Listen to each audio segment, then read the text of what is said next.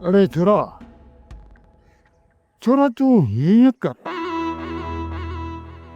कर तो इन सिक्को जा कन इन सावल जे खिलाफ भरी तो रह एतिरो त मछराइस जो यो सिक्को पंहिंजा होश हवास विञाए इन सावल खे सिधी बंदूक वञी सीने में ठोके।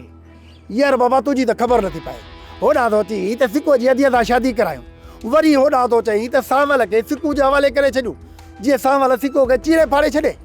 अरे बेवकूफ़ छो ही छा हाणे तूं छा थो सम्झी त इहो जेको ॻटूलड़ो छोरो आहे सिक्कू हाणे तुंहिंजी भेण सां हिन जो निकाह कराईंदुसि वड़े पुट आहे।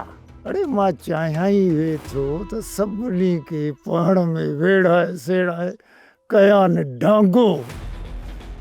मां इन सिक्कूअ जे मथां इन करे हथ रखियो आहे त उहो मुंहिंजे चवण आखण में थिए ऐं हुनखे हर ॻाल्हि में इस्तेमालु कयां। ऐं जॾहिं हू मुंहिंजे चवण आखण में ईंदो न पोइ ॾिसजांइ त इन सावल मोड़ महाराज जो इहो सिक्कू कीअं थो पटको धूड़ करे। यार बाबा जेकॾहिं हिन सावल जो पटको धूड़ करणो अथई पोइ मूंखे ॿुधा। अड़े चढ़ा गोल चढ़ा हाणे मोतबर सावल जो पटको धूड़ कंदो। अरे अरे ॻाल्हाईंदे शर्म बि कोन थो अचे।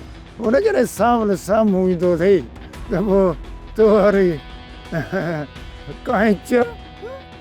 कांच पर बाबा तूं भला कहिड़ी मिटी जो ठहियल आहे जो असांखे ख़बर ई नथी पए।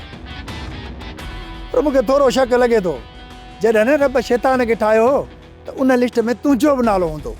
बसि हाणे बसि छॾे हा पक पीउ जे लाइ थो इहे लफ़्ज़ इस्तेमालु करे वञी क़यामत थो हरू हरू कारी करे।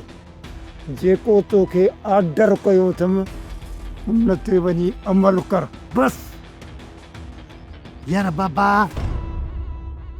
सब्सक्राइब कयो असांजो official YouTube channel Singh TV HD drama ऐं वधीक अपडेट लाइ बेल आइकन खे क्लिक करियो।